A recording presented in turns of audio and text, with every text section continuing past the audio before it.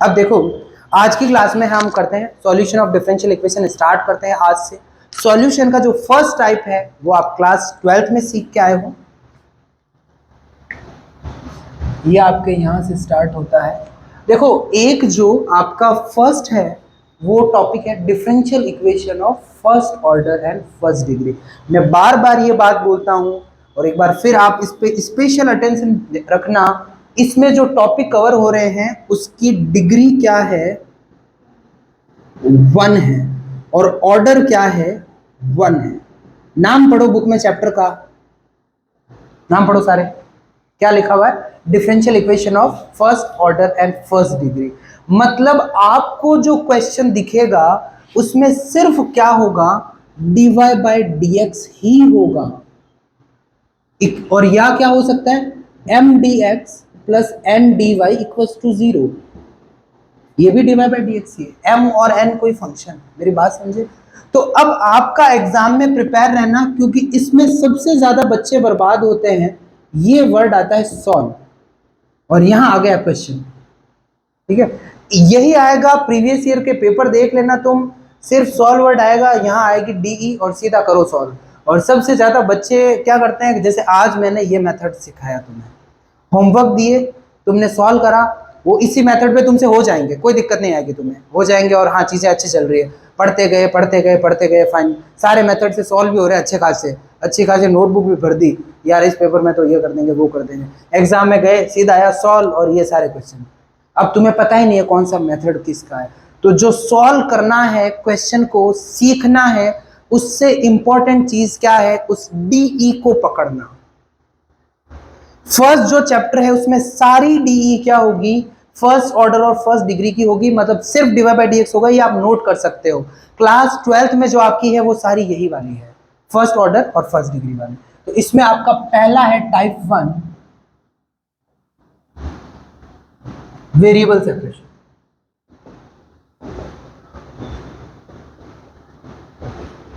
ठीक है, मतलब हिंदी में क्या हो गया, चरों का पृथक्करण।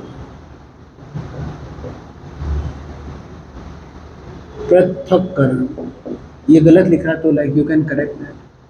अब देखो, यदि आपका dy बाई dx है वो हमने लिख लिया fx y।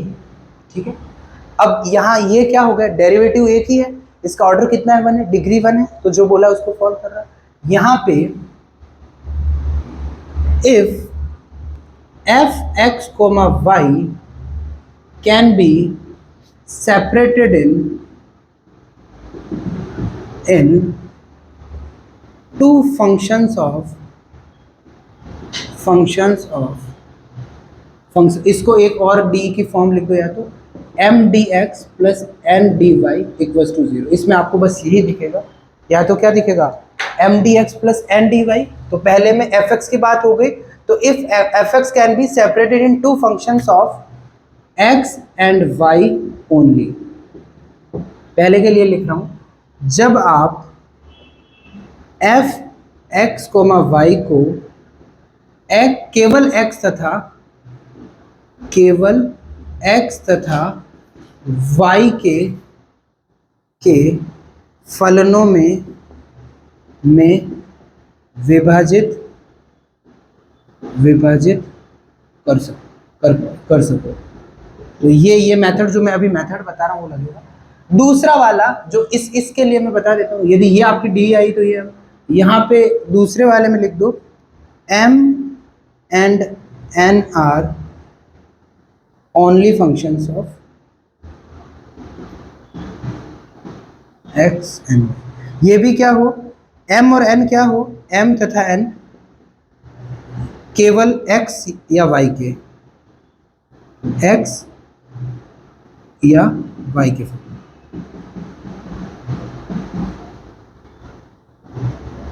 देखो, इसको समझने की बात हो गई। जो आपका पहले वाला हो गया dy बाई dx। ठीक है, मैंने क्या बोला कि जो फंक्शन है आपका f x y, ये दोनों को मैं एक्सप्लेन कर देता हूँ। उसको लिख दिया आपने g x और h y में। ठीक है, पहले मैं इस लाइन का मतलब समझा रहा हूँ। एफ को दो आपने अलग अलग फंक्शन में क्या करा, डिवाइड कर दिया। एक तो क्या करा है बताओ, जी एक्स करा है, और एक क्या, ये मेथड तब लगेगा। दूसरा वाला क्या करा है, वाई के फंक्शन में। अब इसकी वैल्यू पुट कर दो।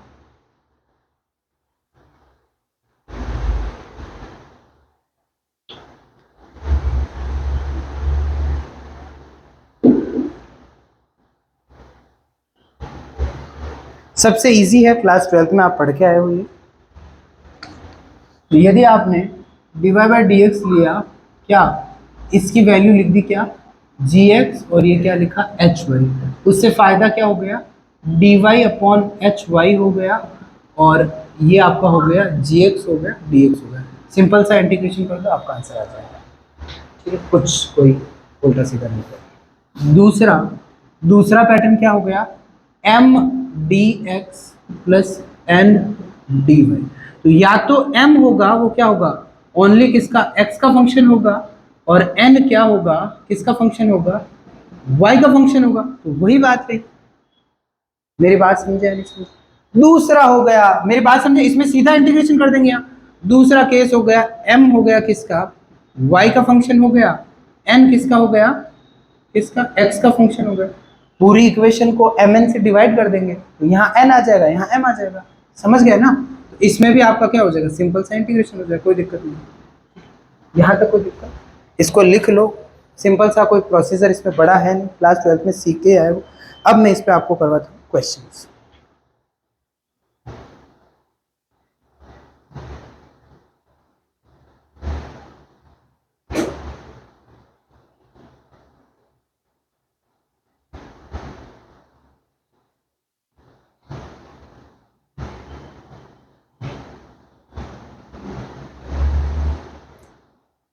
इरेज कर दो इसको।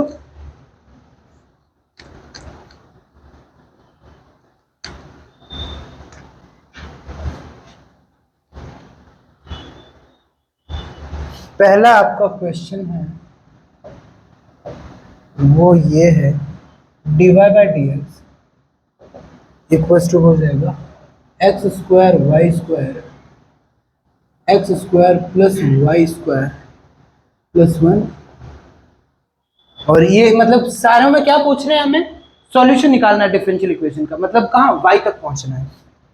डेरिवेटिव को गायब करना है कैसे करके, आंसर में डेरिवेटिव नहीं आना चाहिए। Question number 2, dy by D x e की power x minus y, e की power 2 log x minus y. Question number 3 आपका हो गया sec square x tan y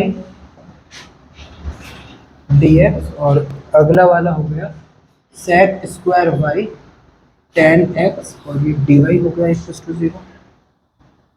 और 4 क्वेश्चन नंबर हो गया, find equation of curve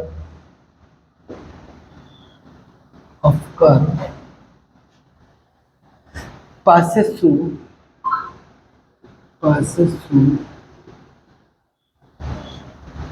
1, 1 whose DE is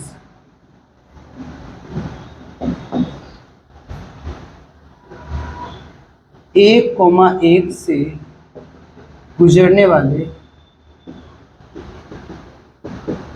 वक्र की समीकरण ज्ञात करो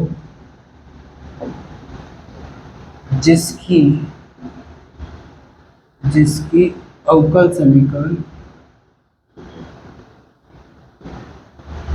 यहाँ पे आपका दे दिया dy by d x equals to y plus 17 with condition आपकी साथ में दे दी, y1 दे दिया 0 पे, ये 0 है, और दूसरा दे दिया y2 दे दिया 0 पे क्या है, 1 है। देन अच्छा क्वेश्चन है ये, y1 and y2 intersect, y1 and y2 intersect, ठीक है, y1 तथा y2 किस बिंदु पर प्रतिच्छेदित करते हैं।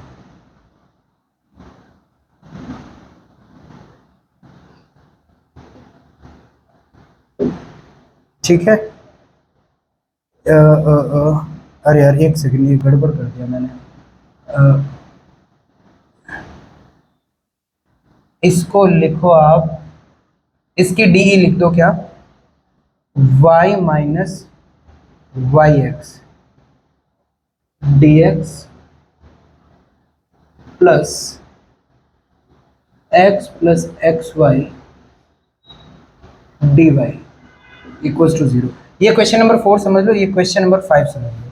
ठीक है, क्वेश्चन नंबर 4 की डी क्या है, find the equation of the word that D क्या, कोई y माइनस वाई एक्स हो गया, डी एक्स हो गया, plus x y d y equals to 0। ये क्वेश्चन नंबर 5 है। बस क्वेश्चन का यहाँ ऊपर बात लिख देना, y1 और y2 आर सॉल्यूशन ऑफ, ये बस इतनी सी बात लिखनी, इससे ऊपर line, y1 and y2 are solution,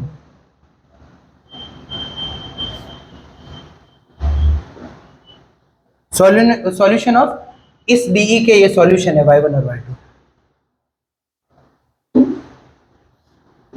y1 तथा y2 हल है इस डीई के, इस अवकल समीकरण के हल है।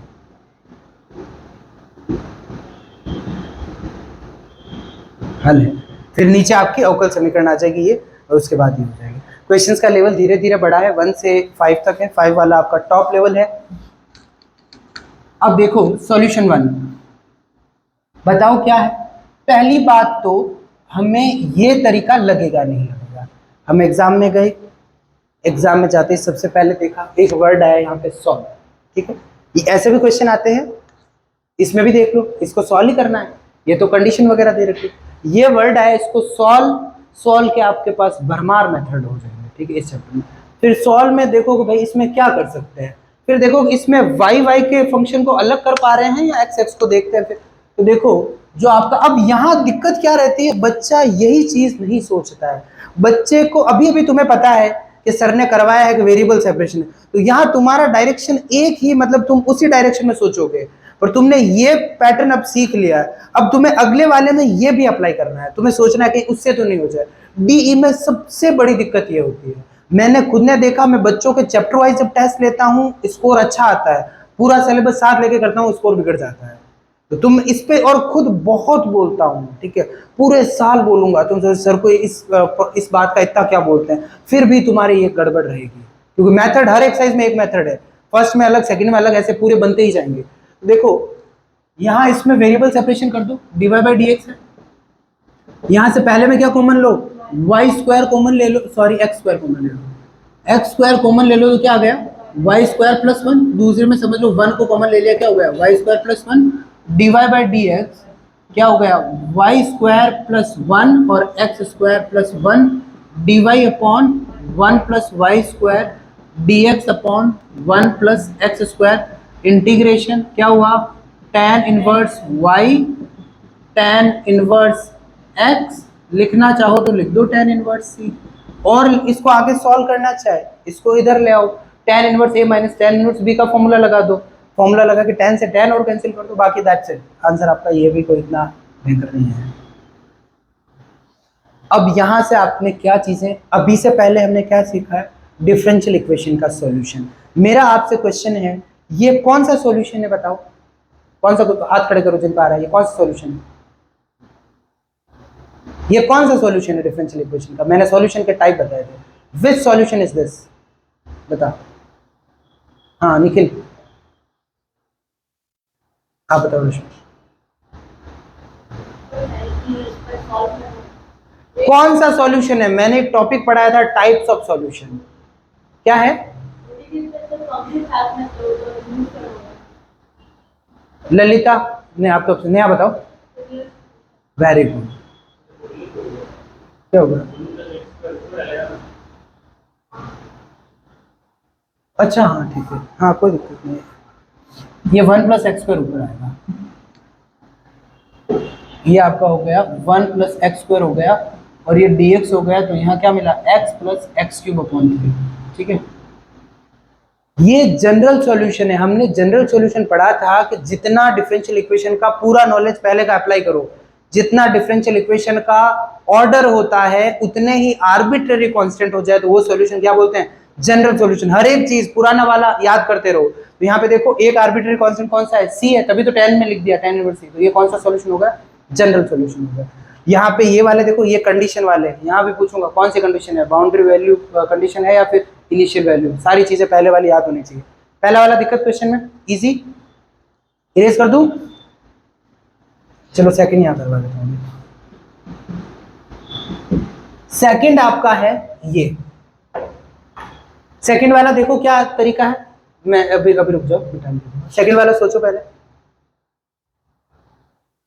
सेकंड वाले में वेरिएबल सेपरेट हो रहे हैं नहीं हो रहे, तो पहले यदि यहां लिखा dy बाई डी एक्स, ई की पावर माइनस वाई कॉमन ले लिया, तो यहाँ क्या मिला, ई की पावर एक्स, और यहाँ क्या मिला, ई की पावर, ये लॉग और ये एक्स हो गया, और आगे क्या है 2 है। तो ये हो गया ना, ये पूरा फंक्शन किसका रहा, x का रहा, और ये पूरा फंक्शन किसका रहा, y का रहा, हो गया वेरिएबल सेपरेशन। मेरी बात समझे। log का आपको पता है, log m की पावर n क्या होता है, log m की पावर n क्या होता है, n log m होता है। तो मतलब मैं इसको ऊपर भेज सकता हूँ, तो ये क्या बन जाएगा, ये x स्क्वायर बन जाएगा, और सबको पता है log और ये एक दूसरे को क्या करते हैं, कैंसिल करते हैं। तो यहाँ से dy बाई डी एक्स क्या बना, e की पावर माइनस वाई, ई की power x plus x square रहा। यहाँ से इधर ये जाएगा तो dy के पास यहाँ नीचे जाएगा, ऊपर जाएगा तो क्या हो जाएगा, पॉजिटिव हो जाएगा, और यहाँ क्या हो जाएगा, e की पावर x, और ये एक्स स्क्वायर हो गया, और यहाँ क्या हो गया, dx हो गया। तो यहाँ से क्या बन जाएगा, e की पावर y, और ये क्या मिलेगा, e की power x plus x cube upon 3 plus c हो जाएगा। कौन सा सॉल्यूशन है, जनरल सॉल्यूशन। ठीक है, यहाँ तक किसी को दिक्कत। थर्ड वाला, थर्ड वाले में क्या करना है, देखो सामने दिख रही है, ये कौन सी हो गई, ये dy बाई डी एक्स वाली हो गई, ये mn पे हो गई। अब यहाँ आपको दिख रहा है ये ओनली x का नहीं है, पर हम बना तो सकते हैं ना, किससे डिवाइड करना पड़ेगा बताओ, इरेज कर दो इसका फोटो ले लो जिन्होंने नहीं लिखा।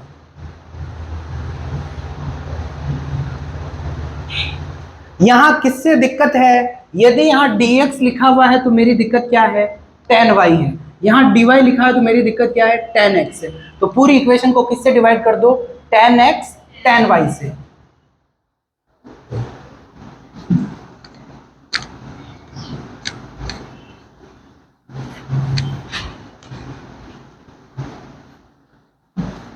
ये आपका सॉल्यूशन हो गया थर्ड वाला। इसको किससे डिवाइड करोगे, sec स्क्वायर x अपॉन क्या हो जाएगा, tan x हो जाएगा, और यहाँ रहा आपका dx, और इंटीग्रेशन प्लस क्या हो जाएगा, प्लस हो जाएगा sec square y upon tan y हो जाएगा, और यहाँ क्या होगा, dy इक्वल्स टू 0। यहाँ से tan x को क्या लेट करो, बोलो t1। देखो इंटीग्रेशन का कितना रूल है, tan y को क्या ले लो, t2 ले लो। तो sec स्क्वायर x dx क्या बनेगा, dt1, sec square y dy क्या बनेगा, dt2 हो जाएगा। तो यहाँ इसकी जगह पूरा क्या लिख दोगे, इसकी जगह लिख दोगे dt1 डिनोमिनेटर में t1 dt2 upon t2 equals to 0, integration log t1 log t2 log c log m plus n mn, और m क्या है, t1 और t2, किसको पुट करा था, tan x, और ये क्या हो जाएगा, tan y हो जाएगा, और इधर क्या रहा, log c, log से log कैंसिल, तो tan x tan y को क्या हो जाएगा c। ये आपका सिंपल सिंपल क्वेश्चन है, ठीक है, इज दैट क्लियर, यहाँ तक किसी को दिक्कत। अब आ गया ये क्वेश्चन, थोड़ा सा इस क्वेश्चन को एडवांस करें। Find the equation of curve passes through 1,1। हमें उस वक्र का समीकरण चाहिए जो किस बिंदु से निकले, 1,1 से निकले, और अवकल समीकरण ये दी हुई है, ठीक है, इज दैट क्लियर, इरेज कर दो इसको। वक्र का समीकरण का क्या मतलब है, चलो ठीक है, पहले इसको सॉल्व करते हैं, फिर हम बात करेंगे। सॉल्यूशन नंबर 4, आपको जो d, हमारा पहला टारगेट d ले लो, y माइनस वाई एक्स है, और ये dx हो गया, और यहाँ आपका x प्लस एक्स वाई है, dy इक्वल टू 0, यही है डिफरेंशियल इक्वेशन इसकी। अब देखो dx में यहाँ दिक्कत क्या दे रहा है बताओ, यहाँ आपकी प्रॉब्लम क्या है, यहाँ आपकी प्रॉब्लम y है, y को कॉमन ले पा रहे हैं, 1 माइनस एक्स डी एक्स। यहाँ प्रॉब्लम क्या है, x है, 1 plus y d y equals to 0। Divide कर दो किससे, यहाँ यदि पूरी इक्वेशन को डिवाइड बाय y, और यहाँ क्या हो जाएगा, एक्स वाई हो जाएगा। यहाँ 1 माइनस एक्स अपॉन एक्स हो जाएगा, y से तो कैंसिल, डी एक्स हो गया। और इसको किस, एक मिनट, 1 प्लस वाई से, एक सेकेंड, y से करोगे, हाँ सही करो, एक्स वाई करो, यहाँ से x से क्या हो जाएगा, 1 प्लस वाई हो जाएगा, अपॉन y हो जाएगा, डी वाई हो जाएगा इक्वल्स टू 0। ये क्या मिला, 1 बाय एक्स का क्या हो जाएगा, लॉग एक्स हो जाएगा, माइनस 1 का हो गया x, 1 अपॉन वाई का लॉग वाई, फिर यहाँ 1 का हो जाएगा y इक्वल्स टू क्या, c ले लो, लॉग c ले लो, कोई इतना है नहीं। यहाँ क्या, लॉग एक्स लॉग वाई क्या बन जाएगा, लॉग एक्स वाई हो जाएगा, और यहाँ इक्वल्स टू लिख दो c plus x minus y, that's answer. ये भी कौन सा सॉल्यूशन है, जनरल सॉल्यूशन। अब देखो फाइंड द इक्वेशन, ध्यान से सुनना, यहां हमने इस इक्वेशन का सॉल्यूशन निकाल दिया, ठीक है। अब इसने क्या बोला है हमें, ये क्या आया है बताओ, ये आया है जनरल सॉल्यूशन, ठीक है। जनरल सॉल्यूशन में तुम्हें पता है c क्या है, आर्बिट्ररी कांस्टेंट। आर्बिट्ररी, देखो पहले तो कोई इक्वेशन का कर्व, मतलब वक्र से, कर्व से क्या मतलब है, इस इक्वेशन का कर्व है वो सारे एक्स वाई जो इसको सेटिस्फाई कर रहे हैं उसको मैं अरेंज करूंगा एक लाइन में, जो कर्व आपका मिलेगा वही, मेरी बात समझ रहे हो ना, इसको सेटिस्फाई करने वाले हर एक एक्स वाई को ऐसे अरेंज करूंगा, जो मिलेगा वो इस इक्वेशन का क्या हो जाएगा, कर्व हो जाएगा। अब बात है सी आर्बिट्ररी है, सी आर्बिट्ररी है, तो आपको मैंने सॉल्यूशन का ज्योमेट्रिकल मीनिंग बताया था, वहां मैंने बहुत सारे सी चेंज करके कितने पैराबोला बने थे, वैसे ही जैसे जैसे सी चेंज करते जाओगे बहुत सारे कर्व मिल जाएंगे, ठीक है। अब इन्होंने क्या बोला है, इनको एक पर्टिकुलर कर्व चाहिए, जैसे समझ गए ना, बहुत सारे कर्व बने हुए ऐसे, उनमें से एक कर्व चाहिए जो कहां से पास हो, 1,1 से, और 1,1 से कर्व पास हो रहा है तो मतलब वो इस इक्वेशन को सेटिस्फाई करेगा। तो इस इक्वेशन में 1,1 पुट करना है, c की वैल्यू निकालनी है, और c की वैल्यू यहाँ क्या करनी है, पुट करनी है। Is that clear? तो ये क्या हो जाएगा, log 1 हो जाएगा, और ये क्या हो जाएगा c, और ये 1 माइनस 1, तो 1 माइनस 1 क्या हो गया, 0 हो गया, log 1 क्या होता है, 0, तो यहाँ से आपको c की वैल्यू क्या आ गई, 0 आ गई। तो यहाँ से log एक्स वाई क्या हो गया, या इसको लिख दो एक्स वाई इक्वल्स टू ई की पावर एक्स माइनस वाई। मेरी बात समझे, यहाँ c की वैल्यू 0 लिखोगे, log एक्स वाई क्या होगा, x माइनस, सबको e की पावर में ले जाओ, log कैंसिल हो जाएगा, और ये आपका क्या मिल जाएगा। मेरी बात समझ में आई या नहीं आई? अब ये एक पर्टिकुलर कर्व मिल गया जो किस पॉइंट से पास हो रहा है, 1,1। Is that clear? अब यूं देखो, वो यदि हमने सॉल्यूशन को इतना अच्छे से उनका जो, ये तुम है ना, ये अभी से नहीं कर रहे हो ये चीजें, तुम्हारे 12th क्लास में भी ऐसे क्वेश्चन थे या नहीं थे, 12th क्लास में ऐसे क्वेश्चन थे, पर तुम लोगों ने कैसे पढ़े हैं कि ये होता है बस ये पुट कर दो, ऐसे ही करते हैं भाई, ऐसे ही करते हो, और ऐसे नहीं है, टाइम बचाना हो तो कर सकते हो, बट थोड़ा सा एनर्जी डालना है, अंडरस्टैंडिंग बढ़ेगी। अब समझ में आया नहीं अच्छे से? यदि सी की वैल्यू चेंज हो रही है मतलब बहुत सारे कर्व बन रहे हैं, हमें पर्टिकुलर वही कर्व चाहिए जो कहाँ से पास हो रहा है, 1,1 पुट करा, सी की वैल्यू आ गई। तो ये भी आपको क्वेश्चन होगा, ऐसे क्वेश्चन भी आपको मिलेंगे, ये बहुत अच्छा क्वेश्चन है। अब ये क्या बोल रहा है, y1 और y2 सॉल्यूशन है, दो सॉल्यूशन है इस इक्वेशन में, दो सॉल्यूशन है। पहले तो इसका जो डिफरेंशियल इक्वेशन है उसका सॉल्यूशन बता देते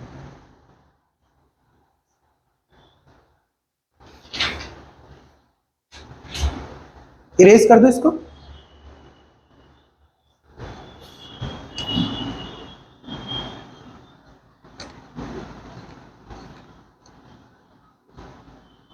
सॉल्यूशन 5 क्या है, इस बी को लिखा dy अपॉन वाई प्लस 17, और ये रहा dx, ठीक है। वेरिएबल सेपरेटेड है, क्यों सेपरेटेड है, एक तरफ सिर्फ y, उधर कांस्टेंट, कांस्टेंट है मतलब कोई दिक्कत नहीं है। यहाँ क्या नहीं होना चाहिए, यहाँ y नहीं होना चाहिए, इंटीग्रेशन तो कर सकते हैं, इंटीग्रेटिंग बोथ साइड करा, और ये क्या रहा, log y plus 17 equals to क्या आ गया बताओ, x आ गया, ये लिख दिया प्लस c, तो y प्लस 17 क्या आ गया, ये इसको लिख दो log c, तो ये क्या आ गया आपका e की पावर x, और ये c आ गया। किसी को दिक्कत? भाई 1/y का इंटीग्रेशन क्या होगा, log y। यहां तक दिक्कत? अब देखो यहां से, अब बात रही y1 और y2, दो सॉल्यूशन है इसके। कितने सॉल्यूशन है? दो सॉल्यूशन। अब इसका आप ज्योमेट्रिकल मीनिंग से क्या अंडरस्टैंड करते हो, जो हमने सीख रखा है? ये कौन सा सॉल्यूशन है? जनरल सॉल्यूशन है। जनरल सॉल्यूशन का मतलब क्या? इनफाइनाइट मैनी सॉल्यूशन मिल रहा है। जैसे जैसे c की वैल्यू चेंज कर रहे हो, अलग अलग कर्व मिल रहे हैं। ठीक है, इसको और अंडरस्टैंड करना है तो लाइन की कोई भी इक्वेशन ले लो, y = x प्लस लाइन की इक्वेशन, तो सब इससे बेसिक तो कर्व क्या होगा, उसमें आप c की वैल्यू चेंज करते जाओ, आपको अलग अलग लाइन मिलती ही जाएगी। ठीक है, तो जैसे जैसे c चेंज होगा बहुत सारी वैल्यू मिलती जाएगी, वो सारे क्या है, सॉल्यूशन है। अब सारे में ये क्या बोल रहा है, दो सॉल्यूशन की बात कर रहा है, y1 और y2 जो क्या करते हैं, देन y1 और y2 है, इसके दो सॉल्यूशन है। ठीक है, इन मतलब इसमें क्या बन रहे हैं, इसमें बहुत सारे कर्व बन रहे हैं, उसमें से आपको दो पिक करना, एक y1 और एक y2 करना है।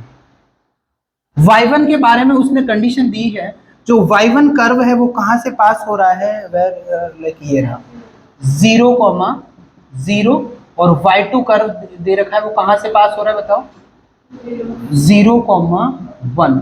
आपको बता रखा है मैंने, ये क्या है, ये आपका x है और ये क्या है, y है। मतलब ये कर्व पास हो रहा है 0,0 पॉइंट से, ये 0,1 से। मतलब बहुत सारे कर्व बन रहे हैं, उनमें से इसने दो कर्व को सेलेक्ट करने के लिए बोल दिया। एक तो कहां से पास हो रहा है, 0,0 से, और दूसरा कहां से पास हो रहा है, 0,1 से। तो दो कर्व निकालते हैं। पहला निकालो, y की वैल्यू 0 लिखो, x की वैल्यू क्या लिखो, 0। तो यहां से c की वैल्यू क्या आ गई, यदि यहाँ पे y की वैल्यू लिखोगे 0, 0 + 17 फॉर y1, 0 + 17, और यहाँ क्या हो गया e⁻x, और यहाँ c की वैल्यू क्या, एक मिनट, x की वैल्यू क्या है, 0 है ना भाई, ये e⁻ भी क्या हो गया, 0, ये 1 हो गया, यहाँ से c, और c क्या आ गया आपका 17 आ गया।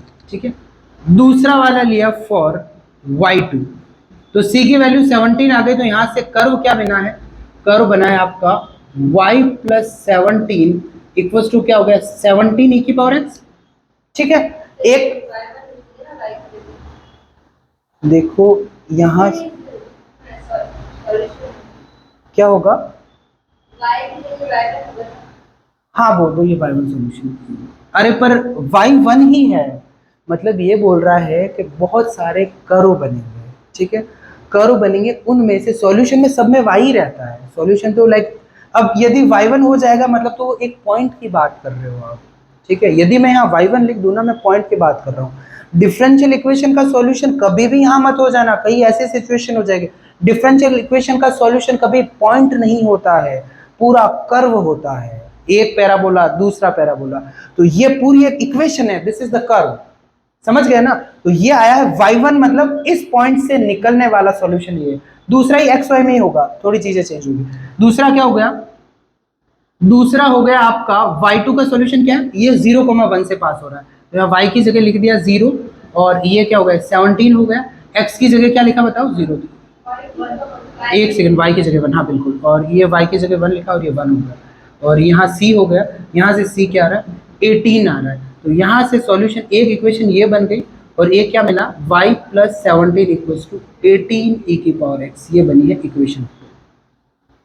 ठीक है, अब मतलब क्या हुआ, C मतलब बहुत सारे कर्व, उनमें से पर्टिकुलर एक पॉइंट, उससे पास होने वाला कर्व, ये उससे पास होने वाला कर्व। अब हमारे पास दो कर्व आ गए। यहाँ पूछ क्या रहा है, ये y1 और y2 आर सॉल्यूशन, एक मिनट, ये पूछ रहा है, देन y1 और y2 इंटरसेक्ट, ये दोनों कर्व कहां पे इंटरसेक्ट करते हैं। कोई भी कर्व है, ये आपने एक कर्व दे दिया, इस कर्व में मतलब x और y जो है वो इस पे आने वाले हर एक x y है ना, वो सेटिस्फाई कर देंगे। दूसरा कर्व, तो यदि मैं इन दोनों को सॉल्व करूंगा इक्वेशन को, तो जो पॉइंट मिलेगा वो कॉमन मिलेगा, मतलब दोनों को सेटिस्फाई करेंगे। दोनों को सेटिस्फाई मतलब दोनों की हेल्प से सॉल्व करेंगे।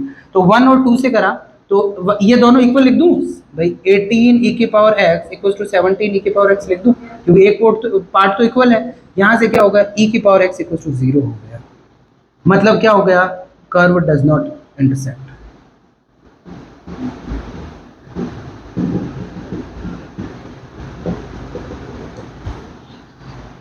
मतलब दोनों में प्रचित, मतलब कर्व है वो इंटरसेक्ट करेंगे ही नहीं। कौन समझा सकता है मैंने कैसे बोला, ये e⁻x 0 आया तो ये कर्व इंटरसेक्ट करेंगे, बता सकते हो?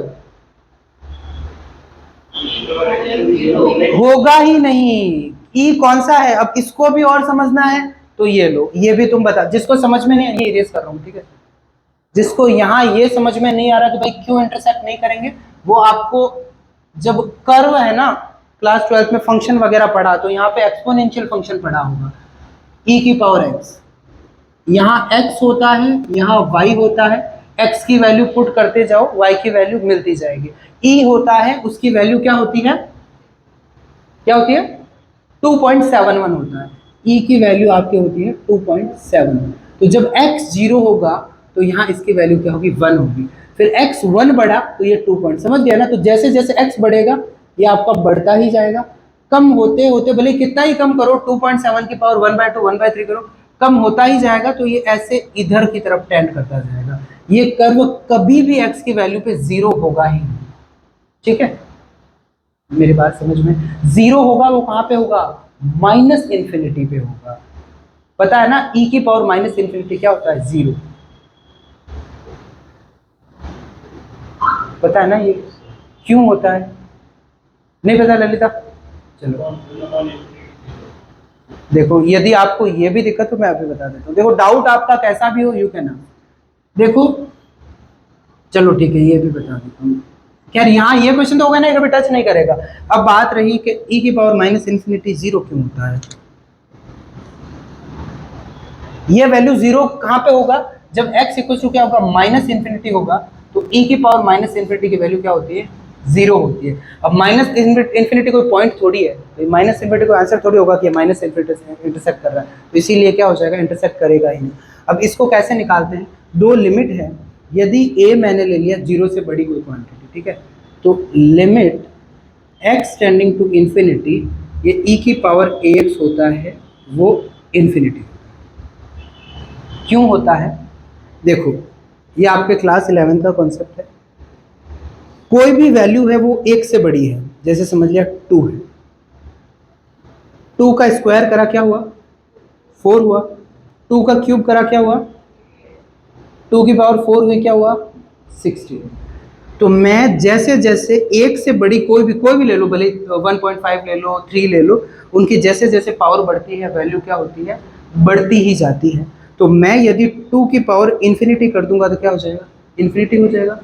कोई भी वैल्यू है वो 1 से बड़ी है, उसकी जैसे जैसे पावर बढ़ाते हो वैल्यू बढ़ती जाती है। तो यहाँ पे ये क्या है 2.71 है, 1 से बड़ा है या नहीं है, 1 से बड़ा है। ए मैंने पॉजिटिव ले लिया, यहाँ तो है ही नहीं, और वैसे 1 है पर मैंने सीधा आपको स्टैंडर्ड लिखवा दिया, तो यहाँ 1 है जो पॉजिटिव है। Infinity into any positive quantity, infinity, तो ये क्या बन गया e की पावर इन्फिनिटी, और ये क्या है 2.71 है, और उसकी पावर जब इन्फिनिटी तक हो जाएगी उसकी वैल्यू, यहाँ तक कोई दिक्कत।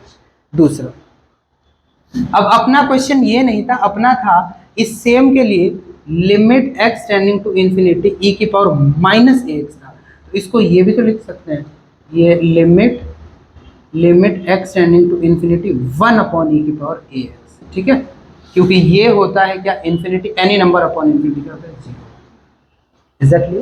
तो ये x इनफाइनाइट पे 0 होगा, और इनफाइनाइट कोई पॉइंट थोड़ी ले सकते हैं। इसका मतलब जो आंसर होगा, आंसर था कि ये दोनों कर्व किस पॉइंट पे इंटरसेक्ट करेंगे, तो हम क्या बोलेंगे, कभी इंटरसेक्ट करेंगे ही। यहाँ तक किसी को दिक्कत, अच्छे से समझ में आया, सारा कॉन्सेप्ट क्लियर, ठीक है, बाकी कर